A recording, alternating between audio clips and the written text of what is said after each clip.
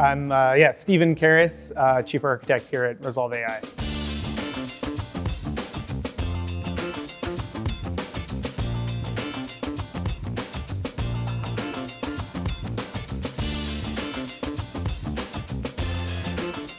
In terms of what's changed since we started about 2 years ago, I think a lot of things, just from, of course, the team growing significantly. I think we started back in essentially a office as big as a closet with kind of people basically sharing desks, just a few of us kind of working on what we thought was a really cool problem. And it's been really cool to see, I think, that problem resonate with a lot of customers and them really to kind of identify with those problems that we were also seeing in terms of being able to resolve incidents faster, not being woken up and having so many engineers have to be involved in incidents and do a bunch of this kind of like toil that's not fun for anyone to do.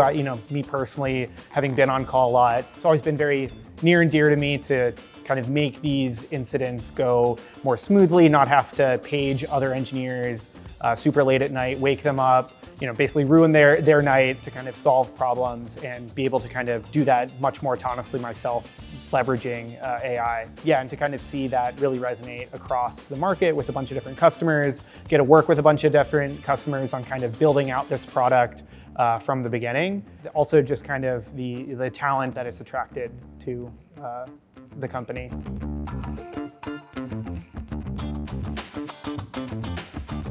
Yeah, I think it's always an interesting question. I think, right, when you're starting off, you always have very grand visions anyway, and I always think there's, some level of, forget the name of the kind of curve here, where you kind of start, and you think that it's going to be, to some degree, maybe easier than it was. I think AI SRE in general is a very hard problem. And so I think we went through, initially very, very optimistic, of course, kind of then going through, really getting into the details, like how hard this really was, because it is such a, I guess, like valuable and kind of like motivating product for so many engineers.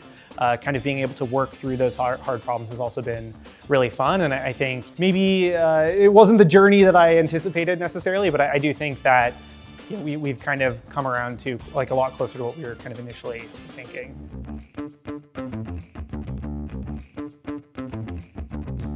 It's really hard to do as a startup, and it's been really like surprising and like awesome to some degree to basically have this be the best team that I've ever worked with in my career, and just the kind of people that we've been able to hire, the kind of people that are interested in Resolve. It's such a like hardworking but like super intelligent group of people. Startups are always hard. Like you never, I think, expect to kind of get that level of caliber person like excited and like starting at an early stage company like this. And yes, that's actually been one of the most interesting and kind of unexpected things that I've encountered at Resolve to some degree, but also it's kind of what makes coming in every day like worth it. It's definitely like my favorite part, I think, about working at ResolveAI.